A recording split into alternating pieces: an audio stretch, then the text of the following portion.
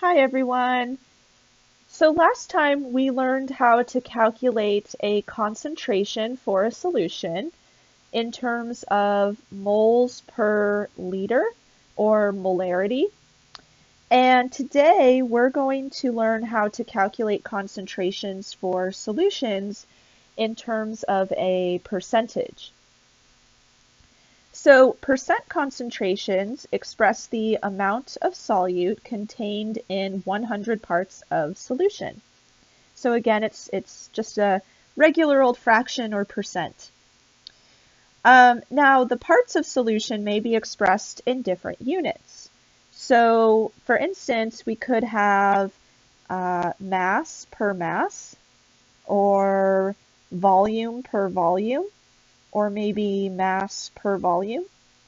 It just depends on what you have or what you've measured. So in general, a percent is equal to the parts over the total times 100. So the first type of percent that we could use is a weight by weight percent. So that's abbreviated percent parentheses W over W. Now, another way that you'll sometimes see this is mass per mass, so M over M. That's another option. Just kind of depends. But this expresses the mass of solute contained in 100 mass units of solution. And you can use any mass units. So maybe you want to use grams, maybe you want to use pounds or kilograms, whatever you want to use is fine. However, the mass of the solute and the mass of the solution have to be in the same units. They do have to cancel. So down below we have the equation for this weight over weight percent. So we have the solute mass over the solution mass times 100. Now the solution mass is not the mass of the solvent. So it's really tempting to just use the mass of the solvent here.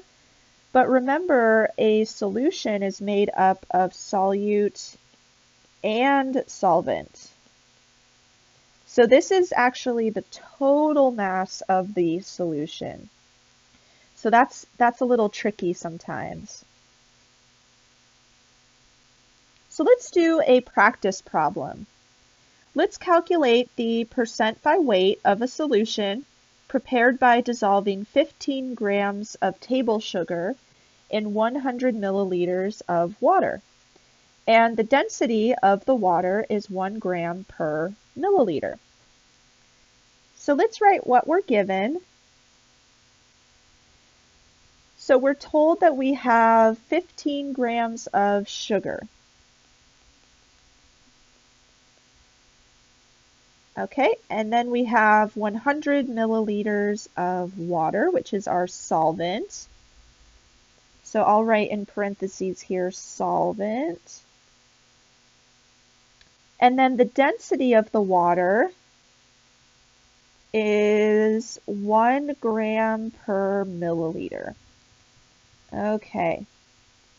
Now we need to calculate the percent by weight of this solution, and remember on the last slide we saw that we need the mass of solute over the mass of solution.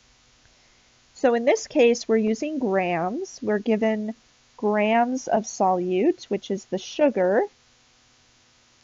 over grams of solution times 100. Now remember, the grams of solution will actually be grams of solute plus grams of solvent. Okay, so we are given grams of solute, but we don't have grams of solvent. We have milliliters of solvent. However, we were given the density, so we could use that as a conversion factor to get from milliliters to grams. So let's convert 100 milliliters of water to grams, and we're going to use the density to do that. Okay, so we want to end up with grams here, so we'll put 1 gram in the numerator, and then we'll divide that by 1 milliliter. So this is super easy, right? It's just 100 times 1. So we end up with 100 grams of water. Okay. So now we can plug that into our expression for the percent. So our grams of solute, we have 15 grams of our sugar. And then we're going to divide that by 100 grams of water plus 15 grams of sugar, because we want the total mass of the solution. And then, of course, we'll multiply by 100 to get our percent. So when we plug that into our calculators, we should end up with 13%. So what that tells us is that 13% of the solution is made up of our solute, sugar. Or another way of saying that is sugar makes up 13% of the solution. Okay. And here's a solution slide if you need that later. Now, another percent that we could use is a weight volume percent. So this is abbreviated percent W over V, or sometimes you'll see it as M over V, where M means mass. And this expresses the number of grams of solute contained in 100 milliliters of solution. Now, the solute mass must be expressed in grams, and the amount of solution must be expressed in milliliters. All right, so that's really key. So it's grams per milliliters.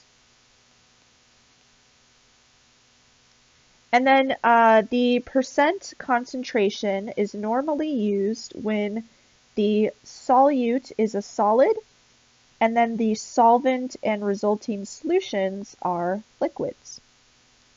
So earlier we saw the example of ammonium nitrate being added to water, and the ammonium nitrate was a solid initially, and the water was a liquid. So we could have used a weight volume percent to express how much ammonium nitrate was present in solution. All right, so the equation down below tells us that the weight volume percent is equal to grams of solute over milliliters of solution times 100. So let's do a practice problem. So let's calculate the weight volume percent of a solution prepared by dissolving 8.95 grams of sodium chloride in enough water to give 50 milliliters of solution. Okay, so let's write what we're given. So we're given 8.95 grams of sodium chloride, or table salt, and then we have 50 milliliters of solution. Okay, and we need to determine the weight volume percent, which was equal to grams of solute over milliliters of solution times 100. Okay, so we were given grams of solute and we were given milliliters of solution. So this is super easy. We just have to plug in the values that we were already given. All right, so we were given 8.95 grams of solute, and then we were told we have 50 milliliters of solution, and then we'll just multiply by 100. So if we plug this into our calculators, we should get a percent of, let's see, 17.9. All right, so that tells us that sodium chloride makes up 17.9% of this solution. Great.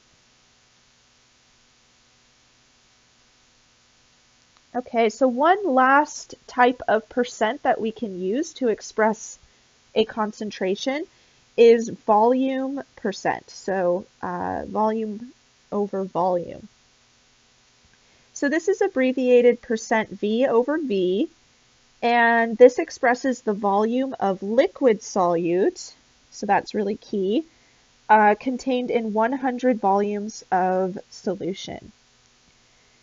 And you can use any volume units, so maybe you have measured the amount of solute and solution in liters, maybe you used milliliters, maybe you used cubic centimeters, who knows. As long as the units for the solute and the solution are the same, it doesn't really matter. Okay, so down below we have the expression for percent by volume. So we have the solute of the, or the volume of the solute in the numerator and the volume of the solution in the denominator, and then we're multiplying by 100. Oh, actually, let me go back. So notice that we have the volume of solution in the denominator, and remember that solution is made up of solute and solvent. So this is another situation where you would have to add the two volumes together to get the total volume of solution, unless you're just given the volume of solution and then you just plug that in.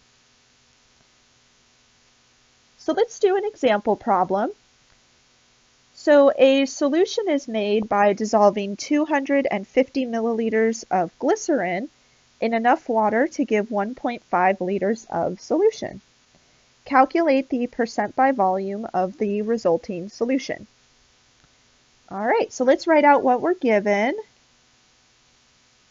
So we're told that we have 250 milliliters of glycerin. And we have 1.5 liters of solution. Okay. And then we need the percent by volume, which is equal to the volume of solute over the volume of solution times 100.